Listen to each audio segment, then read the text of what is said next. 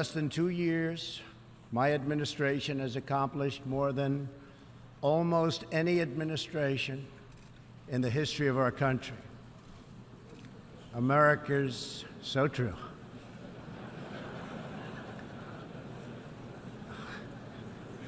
Didn't expect that reaction, but that's okay. America's economy is booming like never before. Since my election, we've added $10 trillion in wealth. The stock market is at an all-time high in history, and jobless claims are at a 50-year low. African American, Hispanic American, and Asian American unemployment have all achieved their lowest levels ever recorded. We've added more than 4 million new jobs, including 500,000 manufacturing jobs. We have passed the biggest tax cuts and reforms in American history. We've started the construction of a major border wall, and we have greatly strengthened border security. We have secured record funding for our military, $700 billion this year, and $716 billion next year. Our military will soon be more powerful than it has ever been before. In other words, the United States is stronger, safer, and a richer country than it was when I assumed office less than 2 years ago.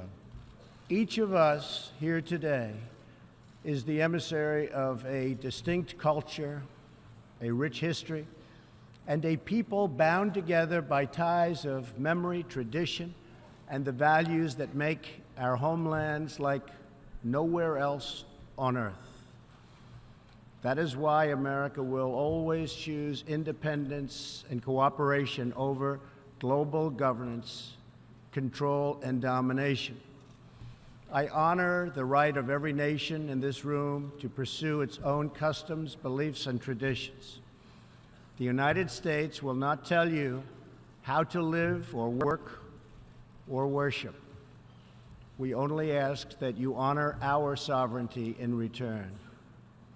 From Warsaw to Brussels to Tokyo to Singapore, it has been my highest honor to represent the United States abroad. In June, I traveled to Singapore to meet face-to-face with North Korea's leader, Chairman Kim Jong-un. We had highly productive conversations and meetings, and we agreed that it was in both countries' interest to pursue the denuclearization of the Korean Peninsula. Since that meeting, we have already seen a number of encouraging measures that few could have imagined only a short time ago. The missiles and rockets are no longer flying in every direction. Nuclear testing has stopped. Some military facilities are already being dismantled. Our hostages have been released, and as promised, the remains of our fallen heroes are being returned home to lay at rest in American soil. I would like to thank Chairman Kim for his courage and for the steps he has taken, though much work remains to be done. The sanctions will stay in place until denuclearization occurs. Iran's leaders sow chaos, death, and destruction. They do not respect their neighbors or borders or the sovereign rights of nations. Instead, Iran's leaders plunder the nation's resources to enrich themselves and to spread mayhem across the Middle East and far beyond. The Iranian people are rightly outraged that their leaders have embezzled billions of dollars from Iran's treasury, seized valuable portions of the economy, and looted the people's religious endowments, all to line their own pockets and send their proxies to wage war. Not good.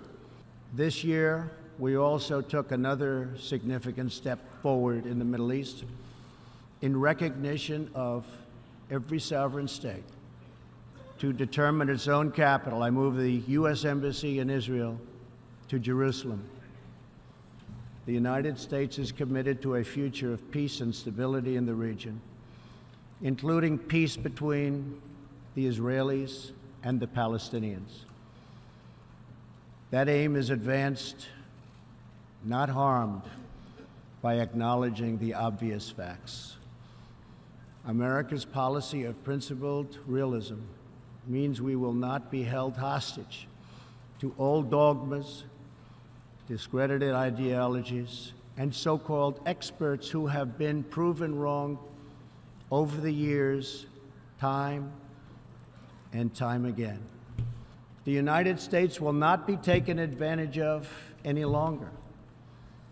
For decades, the United States opened its economy, the largest by far on earth, with few conditions. We allowed foreign goods from all over the world to flow freely across our borders. Yet, other countries did not grant us fair and reciprocal access to their markets in return. Even worse, some countries abused their openness to dump their products, subsidize their goods, target our industries, and manipulate their currencies to gain unfair advantage over our country. Thanks for watching. If you enjoyed this video, don't forget to like, comment, share, and subscribe if you'd like to see some more.